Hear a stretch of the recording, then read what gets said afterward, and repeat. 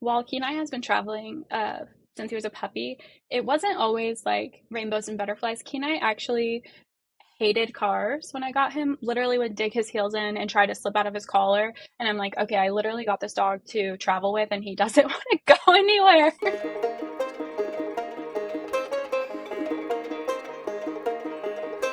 Allyson, thank you so much for being here with us today. We are so excited to talk to you sort of in person, but video finally, because we've been friends, online friends for years now, as we were both in the van bubble. You still have a van, and you travel with your dog, which is what we're going to talk all about today. So do you want to tell us about your dog? Give us his name, his breed, and then, just a basic of what you guys do. You travel on the road, so explain that. Yeah, for sure. So my dog's name is Kenai. He is a Blue Merle Australian Shepherd, and this summer he will be 7 years old. And we travel most of the time in my 144 Sprinter van. Yeah, so we wanted to have you on because traveling with a dog is one of our most asked questions, and it has been ever since we started YouTube. People know our dog Kramer, and they always have questions like, is it good for the dog? Is it safe? Like, what would you recommend? So I thought this would be an entire podcast episode because it's super niche down, and I know people are curious about the ins and outs of it and the good and the bad. Yeah. So yeah, I mean, when we traveled, we can talk about what we did in the van, but we're really curious about how you travel with your dog and just kind of like all the adventures that you get into. Yeah, for sure. I think traveling with a dog, I think it really depends on the dog and your relationship with the dog, as far as if it is safe or comfortable or whatever it may be. It doesn't require a lot of sacrifices, depending on how you look at it, and then it requires you to not be selfish sometimes. You got to put the dog first in a lot of ways. But yeah, I think it's totally worth it if you're a dog person or you want companionship. Kenai and I have been traveling pretty much his whole life together. And like I said, he's about to be 7. So that's a lot of years of experience together on the road in one way or the other. So have you been in a van 7 years? I'm just curious. no. I actually did a lot of car camping the first 2, but I've had my van for going on 4 years now. So That was one of my questions actually, is we've already covered that you're a van lifer, but how do you travel with Kenai? Have you ever flown with him, or have you ever had to go through all that before? So unfortunately, Kenai is a lot bigger than he looks on camera. He's 55, almost 60 pounds. And so no, we don't fly together, unfortunately, but we drive everywhere together. He's definitely stayed in hotels, Airbnbs, vans, RVs, we've done tents, we've done it all. So yeah, he has plenty of experience. And I'd say like his first birthday, I decided to take him to Colorado in my 2-door coupe, Nissan coupe, and we were just in that, and we have just continued to progress from there. Wow. I love it. So he's been on the road since he was a little pup. Yeah. And I think that's one of those questions people ask a lot is like, does the dog get used to traveling? And we've always said sort of what you just said of, we took Kramer on the road from the time he was itty bitty. We would stick him in the car for weekend trips, which I think is the best way to introduce a dog to just being in a car. Yeah. And did you say before you did van life, you were in a car and you were traveling via car so you upgraded from like a smaller car to a van, is that right? Yeah, I don't want to give the impression that I was like full time in this car, but like for example, Kenai's second birthday, I packed up the SUV. I'd never pitched a tent before in my life, and we decided to drive to Banff together for his birthday. So it was just us in an SUV all the way to Banff, and we did the Canadian Rockies, and that was really like the moment when I saw Kenai in his happiest form, just enjoying the campsite, chilling with nature. I had just like hand washed my clothes in a public bathroom and was hanging them at my campsite in my tent that I just learned to pitch a few days before. And I was looking at him and I was like, man, like I could do this for the rest of my life. I think I actually made a Snapchat or something that said something along those lines. And it's not like I immediately was like, I have to make this my life.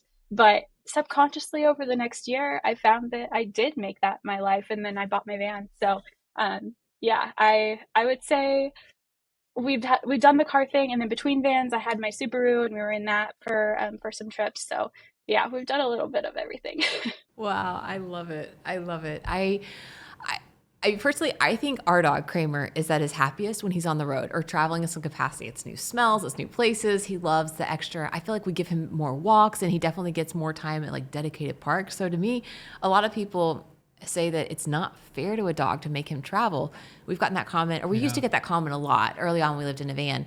But they think it's not fair to the dog. And I mean, hearing you talk about it, it's like, no, you're so wrong. Like, I mean, maybe not for every dog, but for our dog and your dog, traveling is like it's their dream life. I mean, they get to be with us 24/7 and they're smelling new smells, and I think it's perfect. Yeah. All right. So you mentioned that you've traveled with Kenai in hotels and vans and cars and everything else. What are considerations you take when you're leaving him alone? Like, I mean, do you ever have to leave him alone, and what does that look like? Yeah, I don't normally do it in hotels. If I'm staying in a hotel, like sometimes, you get sick on the road or you just need a break from the van. That's the reality. And so I may get a hotel here and there, or I may do a short trip where I don't take the van, whatever it might be. I don't normally leave him in the hotel. He's happier and feels more safe in his van because it's like his home. So if I am in the van and I'm at a hotel, I'm going to put him in the van and take him with me to wherever errand I have to run. It's not like I would go run an errand and leave him in the hotel. But in the van, we have temperature control with the fan, with the windows. I have a temperature gauge in the van. I actually have cameras on all sides of the van that I can check at any time remotely. And so I have that. And I have one inside the van that I only turn on when he's in there alone. So that's a nice help as well. So that's something that I do for peace of mind. But also like on the side of the van, on the windows, I have a little sticker that says temperature controlled and remotely monitored. And so people won't like break my window because there's a dog in there, right? In this van, I actually have a partition. So I usually shut the door and no one even knows he's in there. But I've taken a lot of precautions to make sure that he's comfortable and safe. And even then, I still feel like I don't leave him very, very much. I think the longest time I left him was this Christmas. I won a lottery to do Angel's Landing in Zion, and it was like December 23rd or something like that. So it was really not busy and the shuttles were shut down. So I was able to park my van at the trailhead and I left him in there for that whole hike. And that was probably the longest I've ever left him in the van. I normally don't do that because I personally just have a lot of anxiety about what could happen to my dog. But some people I know leave them all day and that's fine. But he's comfortable in the van. It's like his home because it is his home most of the year. So yeah, I that's what I do.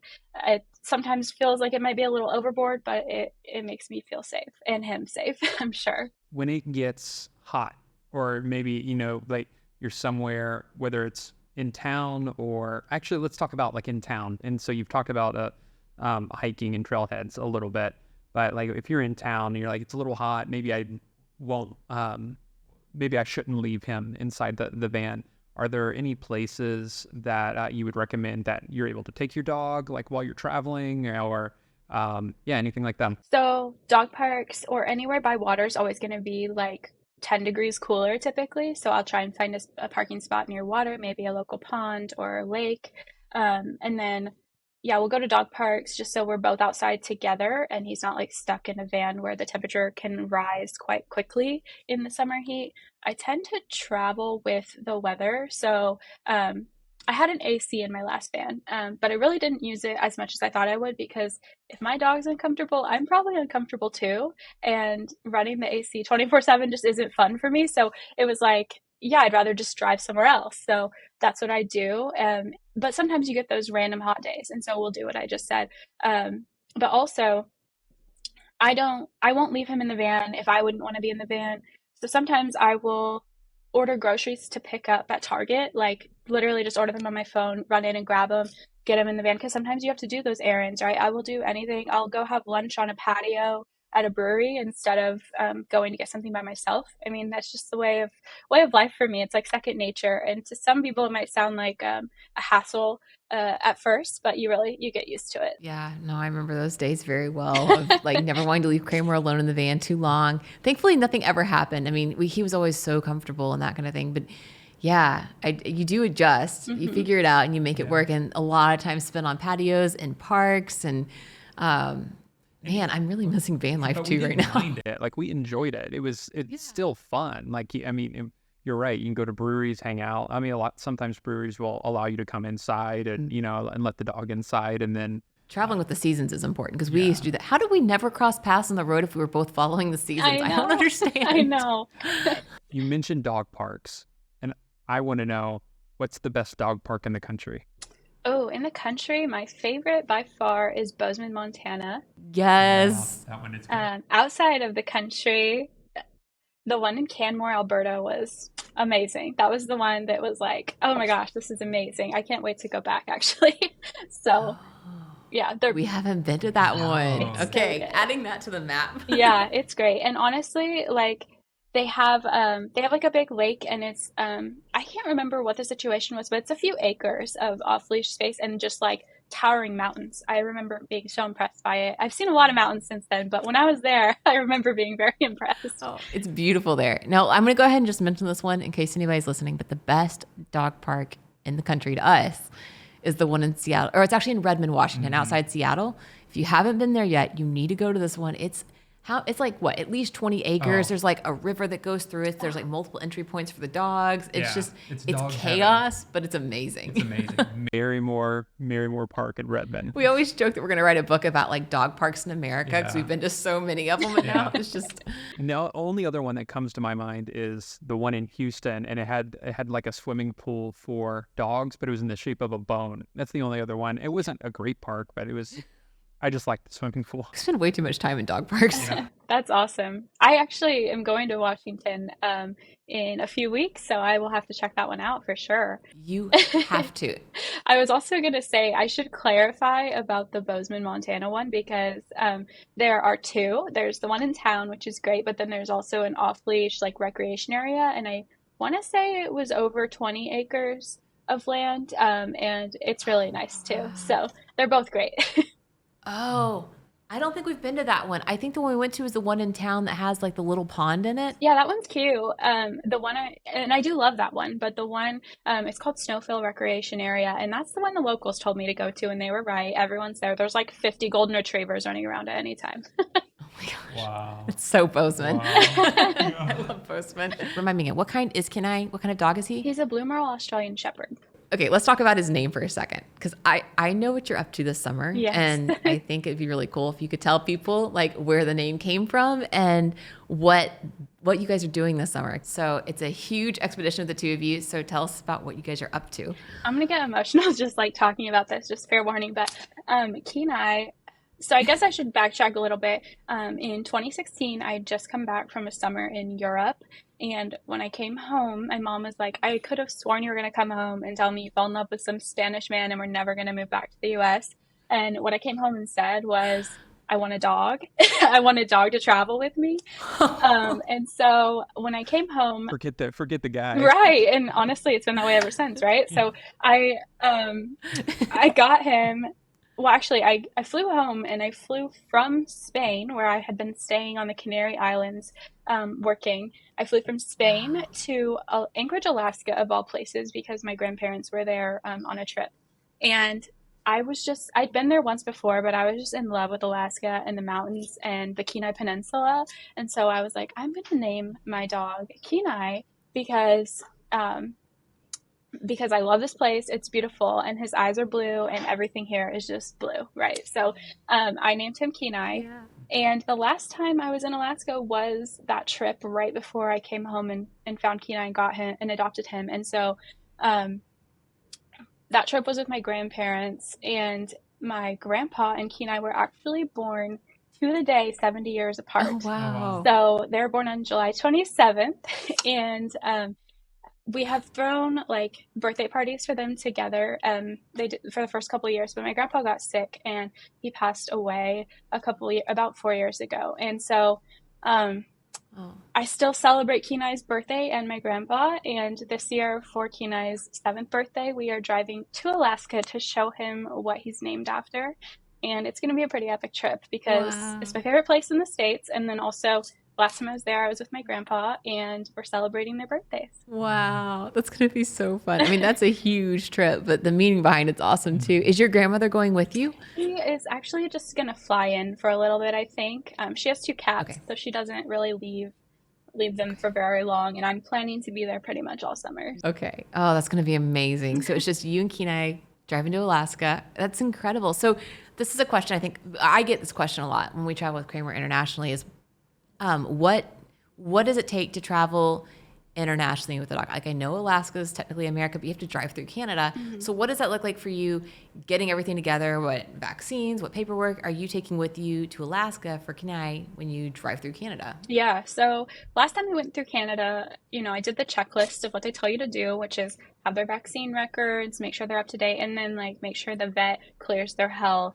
whatever. It's pretty basic. It's usually just like one sheet of paper for Canada, and they didn't even look last time I was there. So he has an appointment in a couple of weeks because we're leaving at the end of this month. And so he has an appointment to get up to date on all his vaccines for the year, and we'll get that exam done, and he'll be good to go, and I'll have that paper just in case. But Canada is typically pretty lax. Last time I was there, they were anyways. That's what we've noticed too, just driving. I don't think I've ever one time had somebody ask me for his rabies certificate, but other countries are very strict. Yes. It just depends. Yeah. But I mean, Canada and Mexico, being near the States, I feel like they're pretty lenient. Yeah, they're pretty lenient. I think once you start venturing outside of those countries, It's a little more strict. it's a little difficult. So okay, this is another question we get asked a lot, and it's what kind of training did you do with Kenai? Did you do anything special to get him ready to be a good travel dog besides just acclimating him to the car or the van or whatever that is? Did you put him through good training so that you know that without a shadow of a doubt he's going to come back when he's called, or that he's going to respond well in any situation? Like what kind of training does he have? He has a lot of training. I want to say, first of all, that while Kenai has been traveling since he was a puppy, it wasn't always like rainbows and butterflies. Kenai actually hated cars when I got him, literally would dig his heels in and try to slip out of his collar. And I'm like, okay, I literally got this dog to travel with and he doesn't want to go anywhere. But it took basically just consistently positive reinforcement. So I would only put him in the car if we were going to go get ice cream, get a snack, go see some of his favorite people like Mimi, my grandma, or my mom, whatever. So I would only do positive things. And it didn't take very long for him to realize that the car is a good thing. And he actually go or load up is just his favorite word in the whole world now. So for anyone who has a dog who doesn't like the car, I'm not saying it works for everyone, but it's possible to train them positively to love the car because mine does. It's funny to think about now though, because he's like obsessed with the van and he would have never gotten in a van as a puppy. But other than that, I will say that I'm kind of a nerd in the sense that I want to know everything about whatever I'm getting into. Like with the van, I watched a million YouTube videos before I tried to build my first one, right? With the dog, I took tests on like what dog would be best for my personality. I researched how to train that type of dog. I researched how to train your dog. Like I did so much before I got him because I felt like if I was going to have a dog, I wanted to do it the right way. And he was potty trained within the first week. He was sitting, shaking and stuff as a 9-week-old puppy. And from there, we just kind of went on to train more. We struggled with socialization because at the time I was living at our family lake house because I'd just come back from Europe. I didn't have a primary residence at the time. And so he didn't see a lot of other dogs. And then I saw that develop later. As he got older, he would bark and lunge at dogs when we would go on walks. So I had to call in a professional for that when he was 2. And we did some reactivity training. And now dog parks and doggies are another one of his favorite words. So you just have to know your dog and train him. So that's all I can really say is, identify the areas that need improvement and then figure out either you or with a professional how to fix those things. And patience too. Yes. And we do get that question a lot of like people asking like they have an 8-year-old dog and like my dog has never liked riding in the car. And maybe the dog is so old that it's not going to learn, but like it is possible. I mean, you said that you taught Kenai to get comfortable with the car. So it's not impossible. But on the flip side of that, we also have people ask us a lot, they want to live in a van or they want to travel internationally and they see everybody else doing it and they want to get a dog. And so they ask, well, what kind of dog should I get? And my first reaction is always like, if you don't have a dog yet, wait, because it does change. Like we already talked about, it changes everything. I mean, it's not a kid, but in some ways, just the way you travel. Like, I mean, it does. Yeah. Yeah. I mean, like we wouldn't trade Kramer for anything, but most days. I mean, he's actually behind me, like, sticking me up right now. It's like, be careful what you say, but it just changes the way that you like operate when you travel. And then even interacting with other people on the road, like in dog parks or like they have dog, like it just changes the way how you structure everything that comes into your life. And so I think that's why you say, hold off unless you're really, really committed, maybe get a goldfish instead. But even then, that's try checking that in TSA or TSA security. No liquids. Wonder if you could. I guess not. No liquids. Dogs are they are the best travel companions. Like, I mean, dogs Australian Shepherd, that's what he is. Australian Shepherd and Doodles. I mean, they're both just so loyal that, I mean, they're great, but any dog could be great at traveling. It just takes a lot of patience. I mean, Kramer, I don't think he's ever minded the car, but I know now that our van was his favorite place ever. I mean, we would open up our back door at our house and he'd run out to the van and hop in immediately without us even telling him, like, we're not even going anywhere. And he just hops in the van. It was his home. It was his home. He felt safe. It was small. It was cozy. And I don't know. I think dogs they're resilient animals, but they just want to be wherever you are.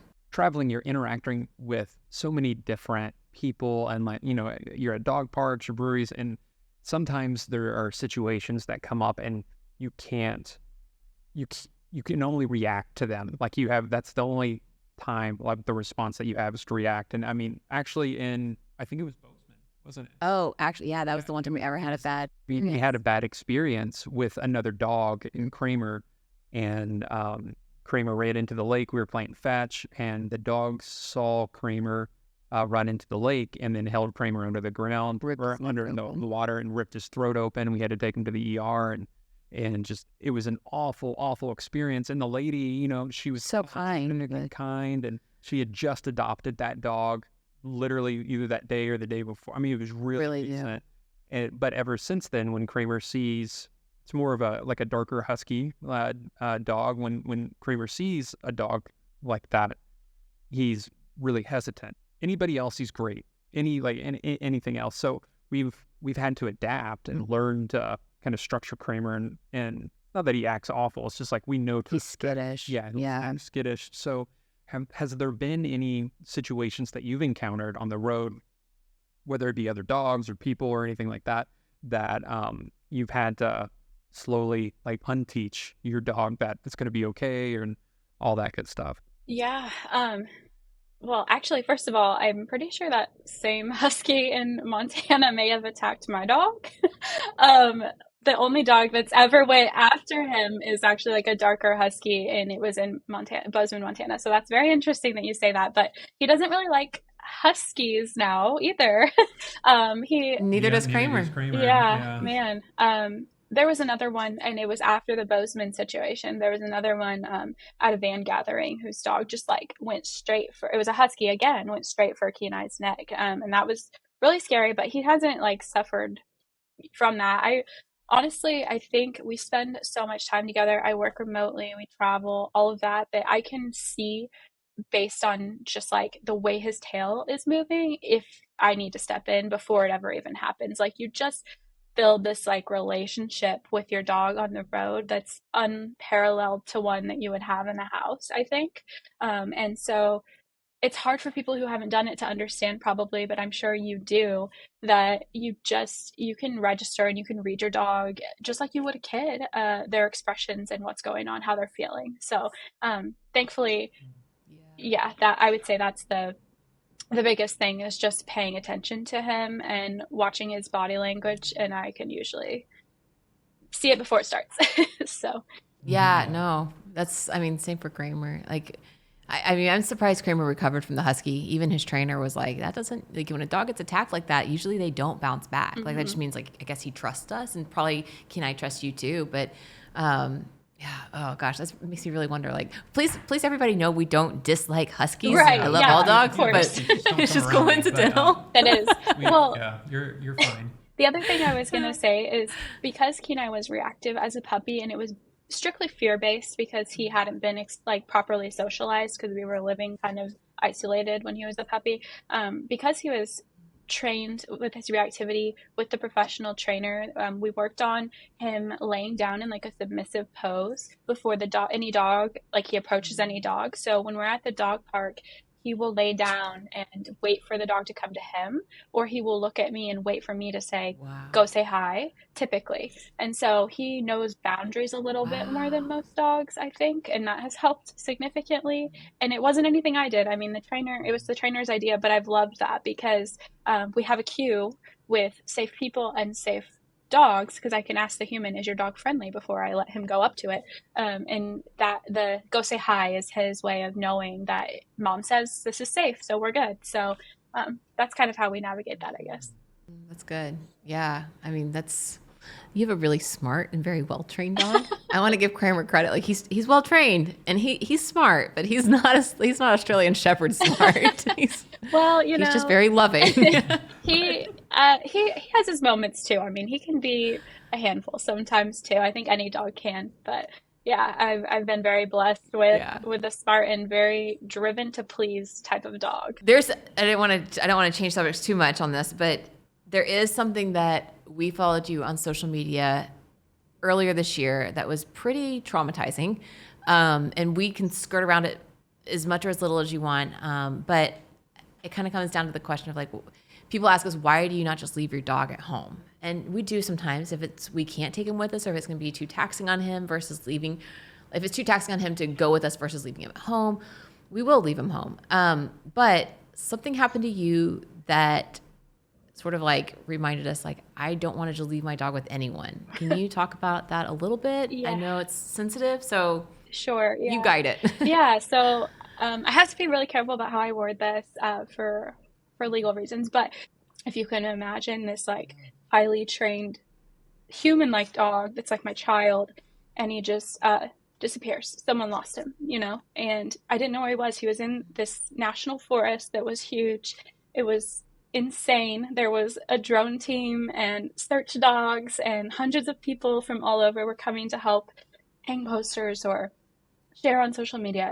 It was amazing that we found him safe 15 days later, but that really reaffirmed that I'm not going to leave my dog with just anyone. It's put international travel actually on the back burner for me. I went ahead and went to Europe recently, and that was really hard because leaving him after what had happened a few months prior was really hard. And so, yeah, you're absolutely right. You can't just trust anyone. In the past, I've hired, rover sitters and stuff like that sometimes to stay at the house with him. And going forward, I don't even know if I can do that. I actually have driven from Oklahoma to Montana to make sure my dog is in a safe space with family that I trust, just to make sure of that. After everything that happened, I don't think I'll ever be able to trust someone who doesn't know him extremely, extremely, extremely well to stay with him. And it's not because he's a flight risk. It's just like anything can happen to anyone. And you have to be totally sure. So I'd rather have him with me if I can, and I would rather not travel internationally right now because of it. And you're so lucky that Kramer fits in a backpack. I wish. He's good. He barely does. I mean, he's opposite of Kenai. People see him in person and they say he's a lot smaller than I expected. He is. And most of it's hair. It really is. He's big in the heart, though. He's got a lot of heart. A lot of heart. Like, he's strong. He's a king. But, I don't want to skip over that story though, because that's a hard one for you to say. And I remember like the moment you posted like you had found Kenai, and I like freaked out. I was like, Chris, you found him. I was like so excited. And for those of you who don't know, and I don't know if these stories are live, and we're not going to go into full detail, but it was 15 days of you can feel the tension through social media and just your story, and like the amount of effort and the amount of pain that you had to go through. And because eventually, you've had Kenai for 7 years. Like, he's your family. Like, he's part of your family. Creamer's a part of our family. Most people that are probably listening to this, that they have a pet, they're part of their family. And now some people may treat them differently than how we treat our pets. But like, the amount of effort that you had to go through, and the just unknowing, like, just, it was such a crazy story. And The effort that you put in to find him too was really incredible. But Yeah. I mean, every day that passed, it was like, oh my gosh, it's been another day. And then you found him, and it just was like, whoa, like all that work and Yeah. everybody that came together for you was just, it was Yeah. worth it. amazing. You So know. I don't know if people are able to go watch or maybe go to your, I don't know if that's available or Yeah, not, but there's a highlight on my, no, not all of it. There's a highlight on my Instagram that kind of shows that shows like my updates from every day. You can still see that. And you can see the video of when I got him back, he and this just goes to attest to what we've said, that the dogs actually love our vans, their safe space, their home, because when I got him back, I actually a man had called me and said, I think your dog's out by my pond, basically, is what he said. And I didn't, at this point, it's 15 days. I've had so many false sightings because I'm in an area where there's tons of Australian Shepherds and people think all of them look the same. And so I'm kind of down in my hopes at this point. When someone says they see him, I'm like, oh yeah, I bet like it's probably not him. But I went anyways because it was the end of the day, and um, all you have is hope at that point, right? So I went, I took my van because I had been sleeping in the forest where he was last seen. I took my van down to this guy's house and I pulled up.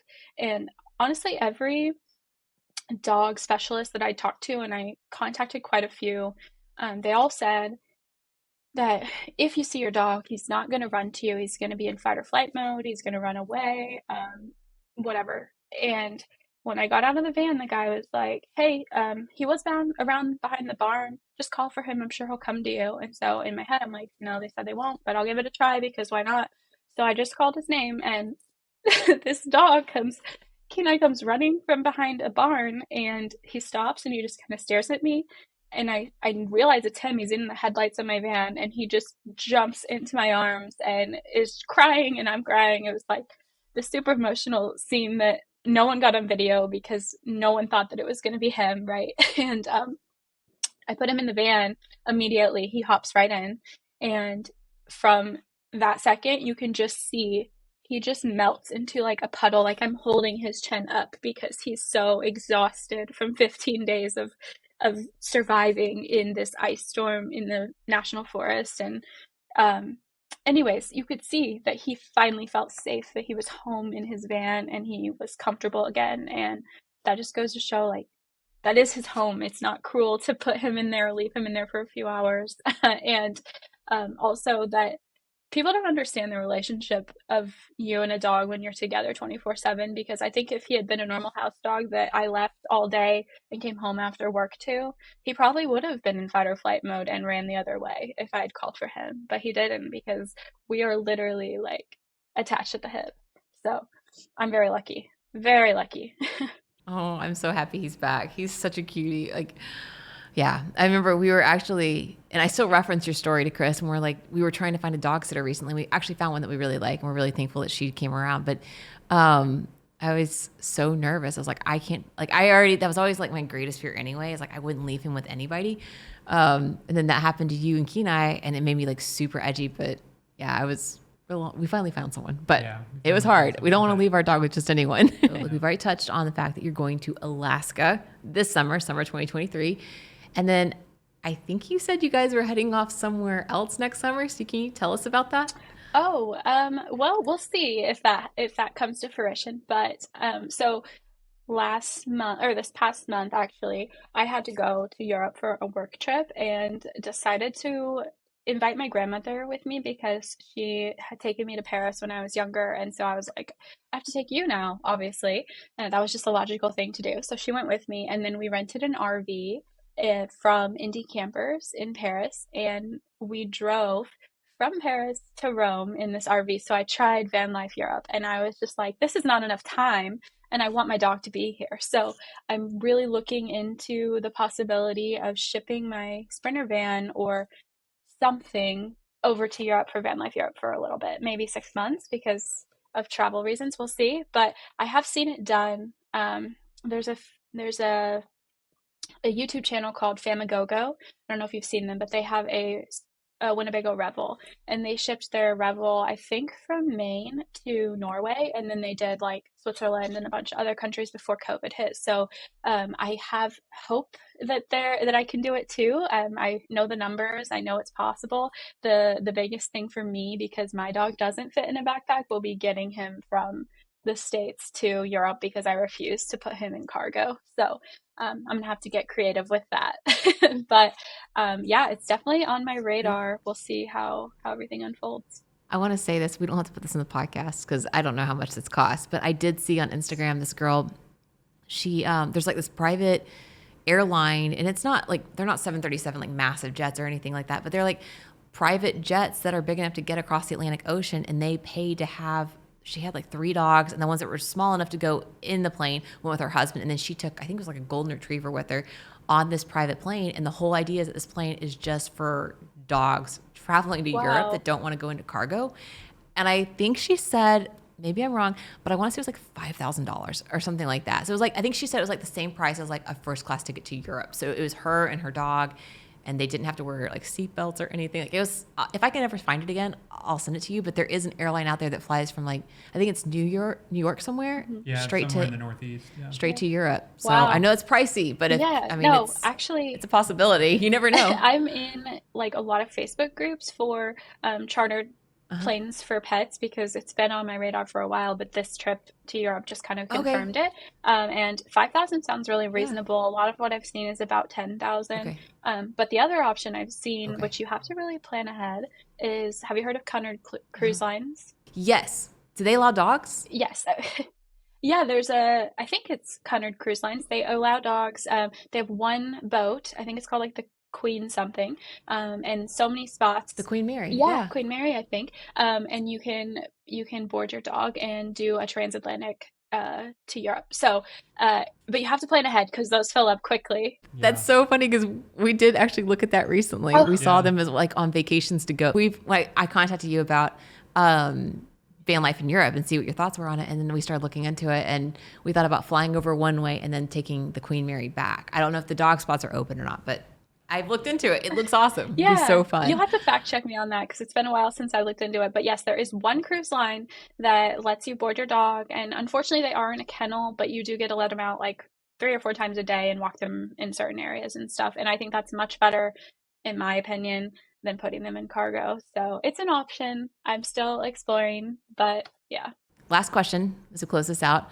What is one piece of advice that you have for anyone who wants to travel with their dog, whether they have a dog or they want a dog? What would you say about travel in general with a dog? There's a few things that I could say, and I know you said yours is like wait, and I think that that's good advice, but also if you're really certain that you want a dog, I say do it. Just understand the research and commitment that it entails. It is for their whole life. You don't have to be as like crazy obsessed with your dog as I am, but you do need to know that you're going to have it for like a minimum of 10 years, right? And it does sometimes mean, like I said, missing out on maybe a national park or driving 10 hours instead of flying, depending on the dog you get. And sometimes it means having to go to the patio dog-friendly restaurant over the top-rated 5-star restaurant that you want to try. It just depends. But if you want it and you truly want it and you know that that's what you want, then do it. I mean, sharing, especially if you're solo, I will say this, sharing travel with someone, whether it be a dog or another person, elevates the experience tenfold.